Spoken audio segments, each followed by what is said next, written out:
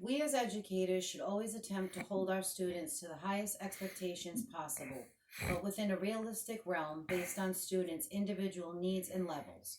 When students are held to high expectations, they often rise to meet the bar that has been set by the teacher, and with the proper supports in place, most students will succeed. In my experience, high school students can read others fairly well and are able to determine what teachers think of their academic abilities based on assignments given as well as curriculum presented to them. Students know when teachers are simply assigning busy work or a lower level assignment versus being challenged through classroom discussions, curriculum, and assignments. It is important as teachers that we know and respect our students' cultures, socioeconomic backgrounds, and treat all students equally and fairly. The classroom should be a safe place where students from various cultures should feel respected by their peers and instructors.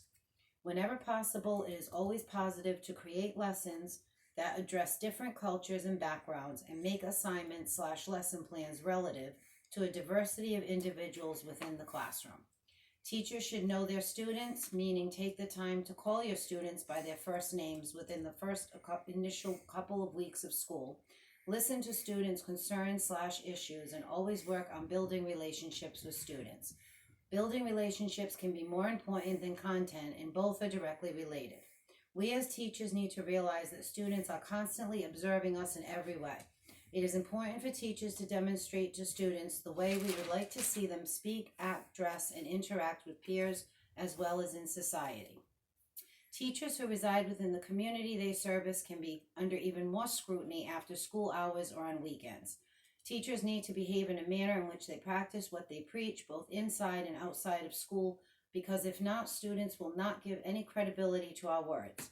Educators should also seek feedback from colleagues, administration, students, and parents periodically to serve as a self-check-in and make improvements or growth as needed.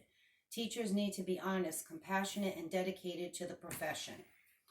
These are some of the foundation and building blocks that make individuals great educators who have a lasting impression on adolescents long after graduation.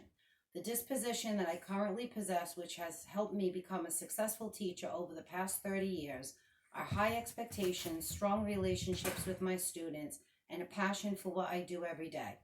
I believe that I can always continue to work on these dispositions in order to become a better educator as well as a better person, and I often learn from my students on a daily basis.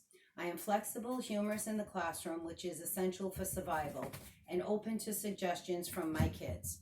Some personal biases that teachers have which could affect expectations for students may be cultural, linguistic, or socioeconomic.